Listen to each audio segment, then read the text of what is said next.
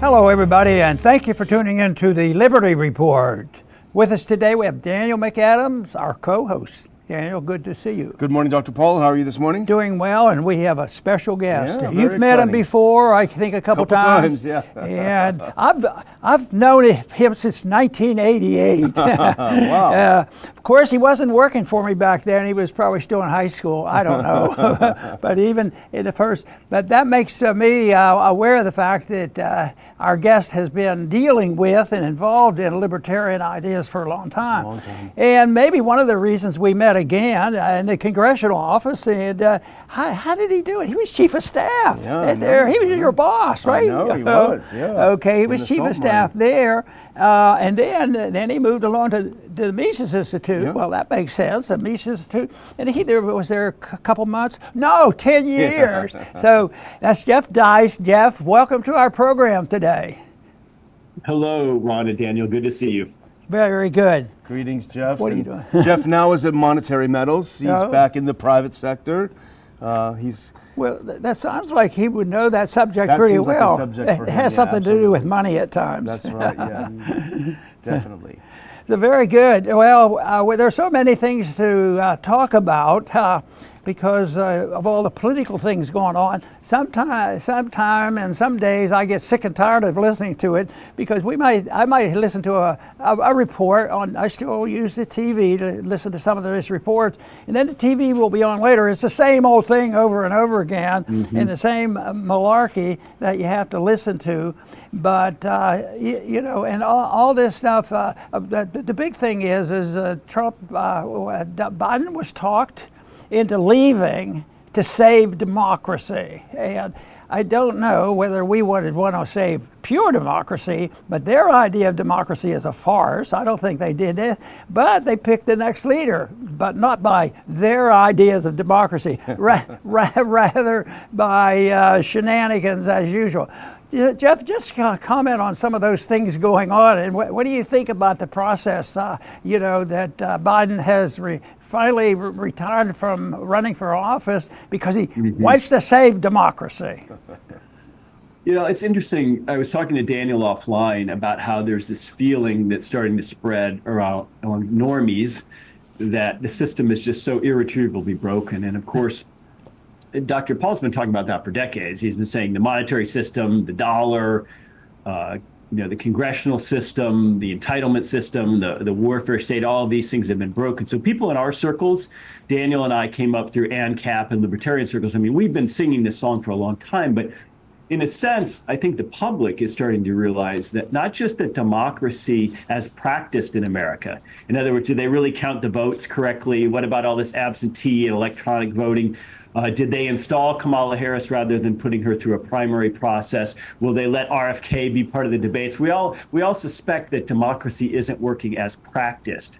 But I think our political program is to convince people that democracy doesn't work even in theory, in the sense that government needs to be restrained and needs to be held to rules and laws. And the fact that a naked majority of people vote for something does not grant it legitimacy. We have, per George Orwell, we've allowed democracy to become a synonym, in effect, for legitimate when it comes to governance. And fascist has just become a catch-all phrase for illegitimate, things we don't like. So that's very dangerous. And the idea that the public, or at least sectors of the public, are waking up to the idea that American democracy is not sacred, that the people who talk about it being sacred are deeply unserious and corrupt and simply mean to take political power, I think that's a healthy thing. Many people have heard my little story about how I got interested, in the monetary issue and libertarianism, and that was early on, even in the 50s. It might have been with the Goldwater, and the early things that were coming out back then. But right now, when I went there, I was interested in economics and monetary policy, but it didn't take me long to realize, even before I knew what was going on in Washington, to get an intense interest in foreign policy, realizing, the money issue is a key. It's the machinery where you subsidize all the evil, whether it's welfare, warfare, or political power. And the whole thing about what's going on now with Ukraine. Another example of the things that while you were in Washington with us, and Daniel's with me, and with our RPI, we want to try to stop this thing, because eventually they seem to come our way and say, they're condemning the leaving of Afghanistan. It was a tragedy, but the tragedy was going in. And then I think, well, they must have forgotten about Vietnam, how many people died and that leaving that thing, that area. But right now there's been a shift in attitude coming from the Ukrainians. And this to me, I think it probably is significant. I want your opinion that this is maybe the exhaustion point. And I think maybe the one story I heard was, well, we need to get out of Ukraine because, and this came from a Republican, we need to get out of Ukraine because we need to go after China. So I don't think we've won this battle yet on what the RPI is interested in, and that is a non-interventionist foreign policy. Well, I think one of your projects during your time in Washington, certainly Daniel's project, was to sever this absurd dichotomy that there's foreign policy and domestic policy. It's all one policy. And as we know, at least modern wars and that the U.S. has waged are fiscally disastrous. Our federal government's always got into enormous debt, even going back to the Civil War, so-called. But certainly during the two great wars of the 20th century, certainly during Vietnam and Korea, and then Iraq and Afghanistan, the U.S. government and the U.S. taxpayer were forced to spend wildly beyond tax receipts. So we should disabuse the public of that there's foreign policy and domestic policy. It's all one policy. Interventionism is interventionism. And of course, what's happening in Ukraine is a form of exhaustion. And thankfully, we in the U.S., we're exhausted, I guess, hearing about it. We're exhausted paying for it. But the poor Ukrainians themselves, who were basically puppets and set up to go into a war they could never win against a much stronger opponent. I heard Viktor Orban the other day talking about, in Hungary, we have real politik, not just the fake kind. And that means that we understand we can never defeat the Soviet bear. We have to live with it. And so that informs his perspectives on alliances or friendships, or at least diplomacy with Putin, who the West has ginned up as the next Hitler. The Ukrainians have not had that luxury.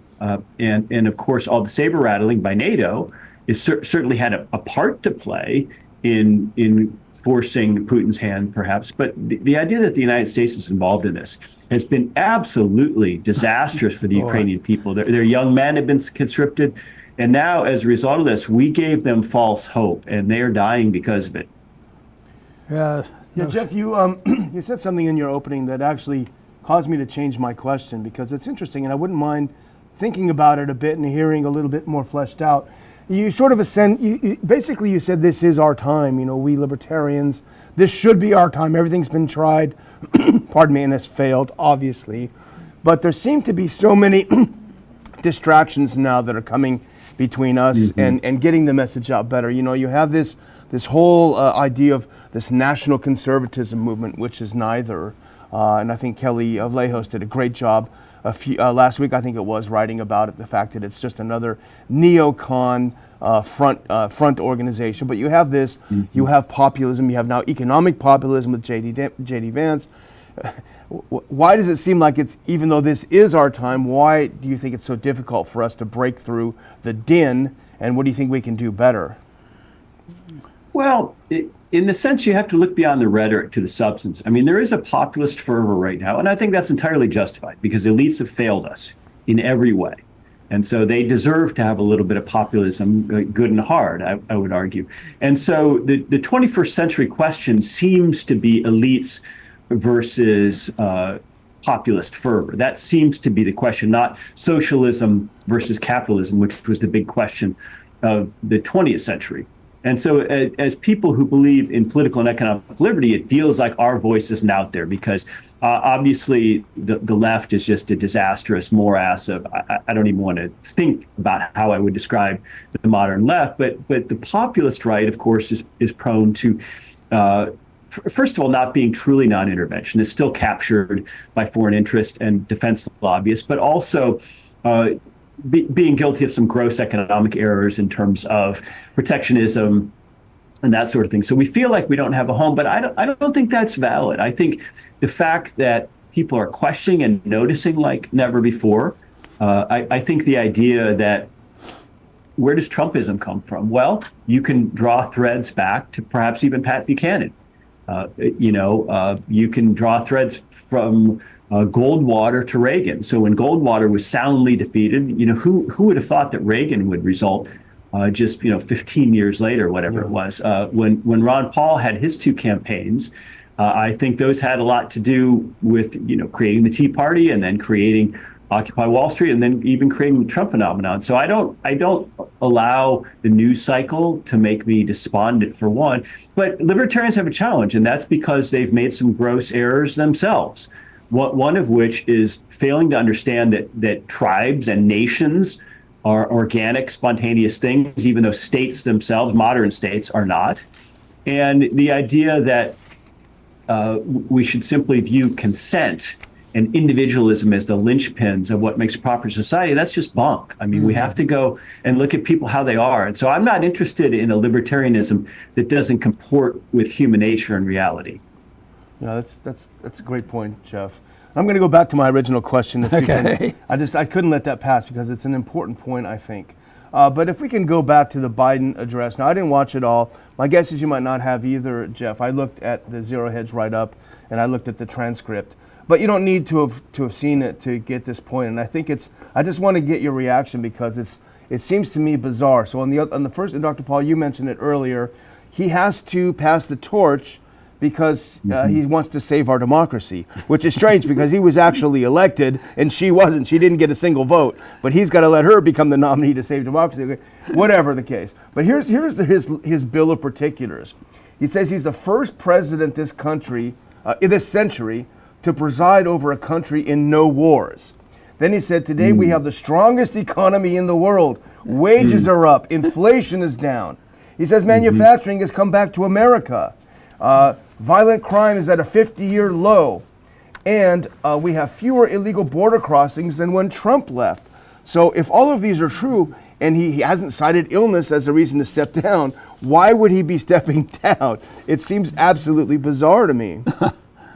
It is. Well, it's orchestrated, for one, and more importantly, they lie so effortlessly. Yeah. And they lie so reflexively that it forces all of us to question everything. And that's very, very tiring. That can wear you out. I mentioned demoralization or becoming despondent. It's very easy given the news cycle. And, I don't watch an address by Joe Biden. That's too reptilian for me. But I do read David Stockman, only in the mornings. Folks, don't read David Stockman before bed. Read him in the mornings with your coffee. And so I got the lowdown, and it's obviously a dog and pony show. And I think the Obamas are probably not too happy behind the scenes about Biden's coronation of Kamala Harris.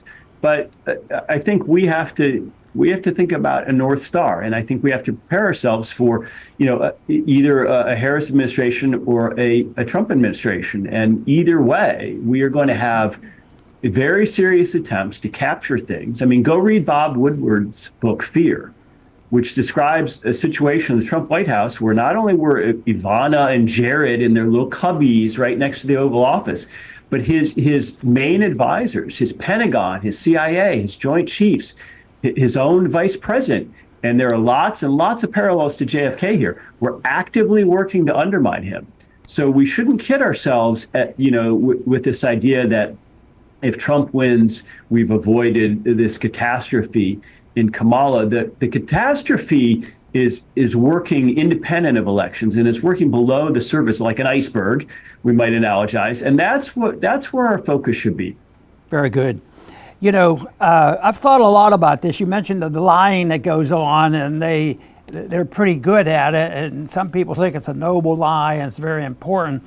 But in thinking about this, I finally have come to the conclusion that we have to answer the question, because we think more normally that people do things and they make mistakes and they're sorry and they apologize in a normal, polite way.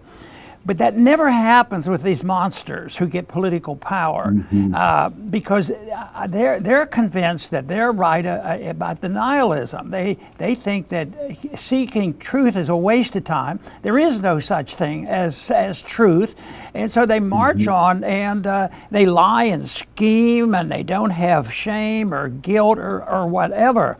The ultimate goal, though, I think. We can at least try to pinpoint that too on the groups like this, because everybody seems to cooperate with it.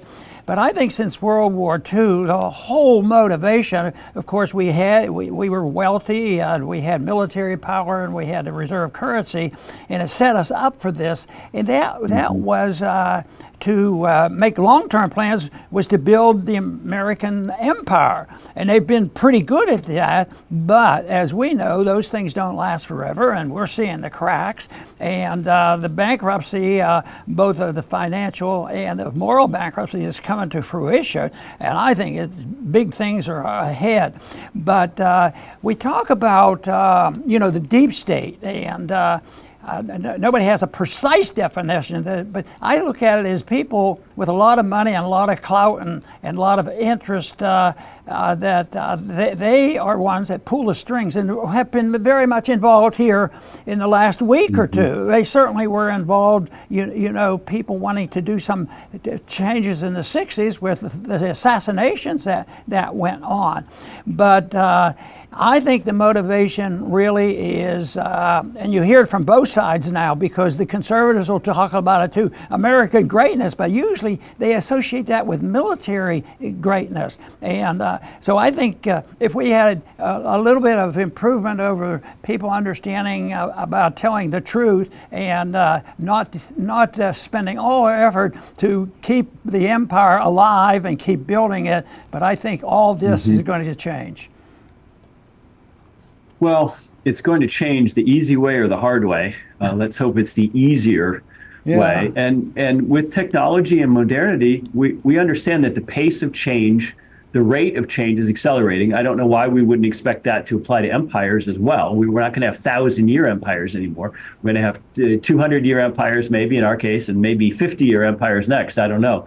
But the idea that we can simply continue to use the dollar and the military as weapons, de facto weapons of imperialism, is just not going to last. There's a lot of people on Earth, billions and billions of them. There's only 335 million of us, and the rest of the world is not going to just accept this arrangement forever. And we just lack so much in humility in this country. Imagine, apart from policy, just imagine what we would give today for a Jimmy Carter. Or a Dwight Eisenhower, or God help us, a Calvin Coolidge. The megalomania, this hubris is, that is, if there's a single word you can apply to a delusional empire that's tottering towards its end, it's hubris, and that's what we've got in spades here. Yeah, hubris and circuses, because, I don't know if you ever look at congressional hearings anymore, Jeff. I don't often, but the level of language is extremely low. A lot of curse words are being used by members, and I mentioned it the other day. People attack me for saying that's not right, but it is demeaning, and I think you're right. It reflects our era. But I want to go back to something that you mentioned about Trump. Now, Trump has, of course, his first term was in many cases a disappointment. You're absolutely right. It was a JFK scenario where literally everyone he hired had their hands on the knife that was stabbing him in the back, destroying his policies. We know all of that. Now, and there's no indication that he's learned from his mistakes. And I think my position, at least, maybe it's Dr. Paul's as well, is that there's a possibility for something good to happen, for some things good to happen if he's reelected. There's probably zero if Kamala is reelected, unless counting being in opposition is a plus, which may be. But nevertheless, if Trump's going to win, I think it's pretty clear. I don't know what your sense is. When I first heard it was Kamala, I thought this is going to be a laugh. This is going to be an absolute walk in the park for Trump. I don't think that anymore. I think she's going to be much more fierce, much more dangerous of a candidate to Trump than before. And partially it's the media. I'm starting to see the rebranding of Kamala Harris, which is amazing. Only 4 days after Biden said, I'm not, released his little hostage note, I'm not running again. You're seeing all sorts of branding, all sorts of placards, all sorts of billboards, all sorts of ads. Wow. that moved pretty quickly. So I think there's going to be a big push. I think she's going to be a much harder candidate to beat for Trump than Biden was. And so I think, tell me if you think I'm right or wrong, I think he's definitely going to need the libertarian vote, small L libertarian vote. And there's a lot of us out there. And if you agree, or what do you think he would need if he were to call you up and say, "Hey Jeff, how do I get the libertarians to come? I'm not going to get them all, but how do I get some of them?" What would you tell him?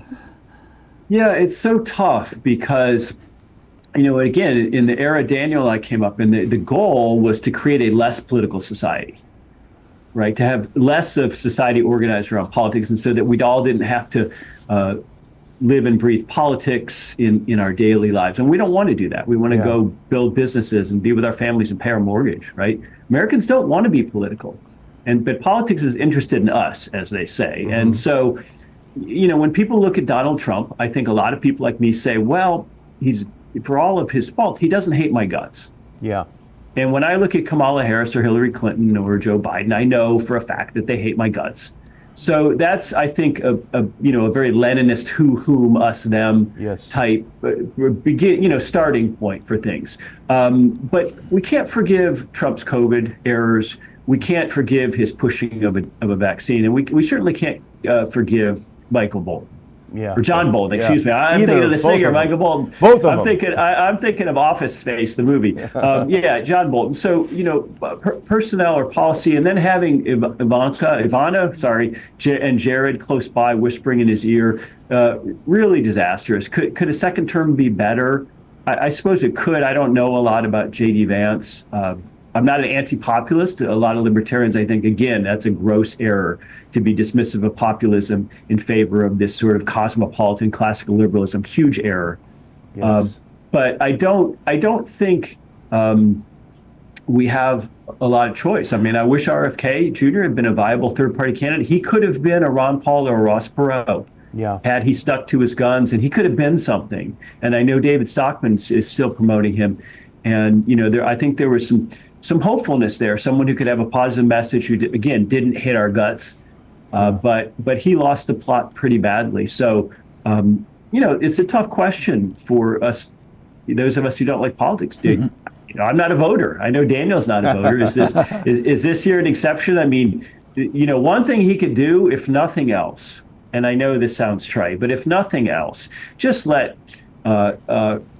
Ross out of jail, please. That would be something right there. Exactly. I want to talk a little bit about economic statistics in relationship to the discussion we had about people who lie. And I think that's where a lot of lies are put out. Like today, the GDP was up significantly, and everybody's ecstatic, and they change their, markets move quickly like that, which helps us a little bit. But sometimes these announcements, you have when the Federal Reserve's meeting and they have an announcement, they can change one word or one phrase, and the immediate reaction, of course, with the help of the media, becomes political. If you can convince the people that things are doing well and the employment rate is high, but they lie about employment, they might say we created 10 million more new jobs, but 9.9 million of them were government jobs, this sort of thing. There's so many lies. Some people would say, if I would say, we don't need the government making all these statistics, why can't that be done elsewhere? And of course I say, well, that's too big a job. We got to give it to the government. And of course, that's a weapon they use, and it's the principle. They don't care if they mislead people and people go broke, over it. So I think since you do a lot in economic policy, do you feel like you have to all of a sudden say, well, I heard that statistic, but if GDP went up, maybe some prices went up. Maybe that affected the GDP, and it's all deception. Do you feel as frustrated with the news? I don't know whether the word is frustration, the rejection of what I hear coming from the government. Well, and also we have a fairly lapdog financial and economic press, and they sit around and wait for these FOMC meetings and all this with bated breath. I mean, it's all rather silly. Before you started talking about monetary policy and the public setting, maybe 25 years ago now, even amongst economists, monetary policy was considered a backwater and nobody paid any attention to it. Certainly the voting public didn't. So I think you deserve some of the credit for bringing the whole issue of the Fed to the fore and making it a populist issue. I think that's been a huge shift. And they do lie. They lie incessantly about the statistics by using various mechanisms. The American public smells a rat. Everyone knows their money's not going as far, and their raises or their income's not growing as fast as inflation, and really critical things like homeowners insurance. Whether you rent or whether you've got a house, you're paying homeowners insurance directly or indirectly, and of course that's not reflected in CPI. It's been rising dramatically. We have insurance companies pulling out of markets in California and Florida. And we have some, especially seniors, who may be fortunate enough to own their house outright and have paid off their mortgage, actually just self-insuring and saying, well, I don't have a mortgage. I'm not forced to get homeowners insurance, so I'm going to roll the dice because I don't want to pay $15,000 a year, let's say. So that's just one tiny example of why the statistics no longer work for us. And like any other institutions in America, so many institutions have collapsed in front of us that I don't know why we can no longer even trust the Bureau of Economic Analysis, the BEA stats, or the OMB, the Office of Management and Budget, which, of course, David Stockman used to run. That used to be rigidly impartial. And you too will certainly remember when the Congressional Research Service was absolutely nonpartisan and was totally reliable for members of Congress and their staffs. And even that, during the W years, started to become captured. So, statistics lie. That is absolutely for sure. Okay, we're going to finish in a minute or two, but why don't you close out and give the advice that you would give some young people who have heard about libertarianism and the problems. Can you summarize, as succinctly as possible, what they should be doing? How do they make progress, and how would you invite them into becoming, excited about what we're trying to do? Well, I think first and foremost, if you read serious books, even 10 pages a day, you will be head and shoulders above your peers, not only in your understanding and your knowledge, but also in your writing, because reading smart people who write well is the best way to improve your own writing and speaking, for sure. And just going out there and saying, hey, you know what? I have to diversify my talents and my skills. I have to develop some abilities that have value in the marketplace, because unlike if you're a 20-something, let's say, unlike maybe your grandfather or even your great-grandfather, you're not going to work at Acme Steel Mill for 60 years or 50 years and get a gold watch. And some of those paths that were open, in Dr. Paul's youth, if you became a lawyer or a doctor or a teacher, an accountant, that was probably a pretty certain income and certain middle-class lifestyle was, a lot of those career paths have now fallen away. So it's not fair. It's not right. The housing situation is deeply skewed against you, and a country of this size and capability should be building $125,000 houses and condos all day long. It's an absolute crime that those are not available to you. And the career paths are not available to you. Marriage is not as easily available to you. Home ownership, all of these things. So it's not fair and it's not right. And as a Gen Xer, I certainly concede that. But that's not the point right now. The point is to separate yourself, to be part of that 10 or 20% that's out there, that's thinking entrepreneurial, that's gaining skills and saying, hey, my career is going to be different. I have to build it myself. I can't just rely on some college degree or some corporate job track. And, you're far better equipped if you just accept that reality and, go out there and prove us older generations wrong. That's I think would be the best thing any young person can do. Very good. I want to make sure that you understand we deeply appreciate working with you and you coming on our program. So that's very helpful. And we will continue the association, obviously, for the benefit of promoting our ideas. Daniel has another closer. So I just wanted to close it out on my end, Jeff, and I wanted to inform our viewers that I'm sure you enjoyed this conversation a lot. we are grateful that Jeff Deist has been with us at Ron Paul Institute conferences many times. I'm not sure you've been to everyone, Jeff, but I know you have been a speaker at many of our conferences, and we're absolutely thrilled that you're going to join us again in DC on August 31st to share your insights, which I was telling Dr. Paul earlier. Jeff is great because he transcends. He can talk about economics, he can talk about culture, he can talk about foreign policy, and putting them all together, I think, is what you have specialized in, and it's so important. So I know our viewers are going to want to hear a lot more of what Jeff Deist has to say, and you can do that in DC. And by the way, if you're an upper division undergrad or grad student, Jeff Deist will be giving a special talk at the Ron Paul Scholars Seminar. I will also include a link there where you can apply to be a Ron Paul Scholar for the event on August 30th, and then you come to the conference August 31st. So thanks very much for joining us, Jeff. Back over to Dr. Paul. Very good. And I want to close by talking about how difficult our efforts are. And it should be easier. I can't understand why we don't do a better job in spreading a message, which I think is a pretty darn good message. But there are obstacles, and one is what Jeff alluded to, and that is ideas and reading. And yes, we need to do more of that and expose them to what liberty is all about. But over the last 100 years or so, there's been a progressive movement that has been significant enough where the educational system has been corrupted, the governmental system, the Department of Justice certainly has been, the media is on the side of all this nonsense that go on, and yet we have a good message, but we also have to recognize there's a tremendous obstacle there. But I don't know of any other thing to do other than what Jeff suggests. Read and find out, and Leonard Reed used to say, if you become knowledgeable and you're comfortable with it and you're defending something that you truly believe in and that it's a positive, they said, don't worry about where you're going to go or what you're going to do, because people will come to that individual and want to seek this information and the reassurance.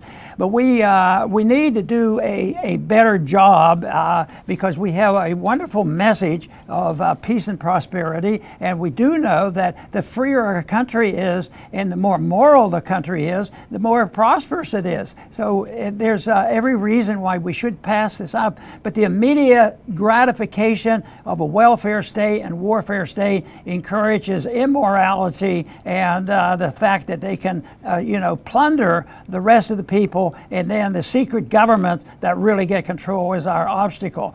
But I still don't know any other any other advice that can be equivalent to understand the message and do something. I was asked frequently at college campuses, okay, Dr. Paul, this sounds good, but what do I do? I said, do whatever you want to do, whatever you're capable of doing, because I'd like to be a great singer and sing about this, but I can't do that. So everybody has a job, and some people are good at it, but to do nothing is not advice you're going to get from me.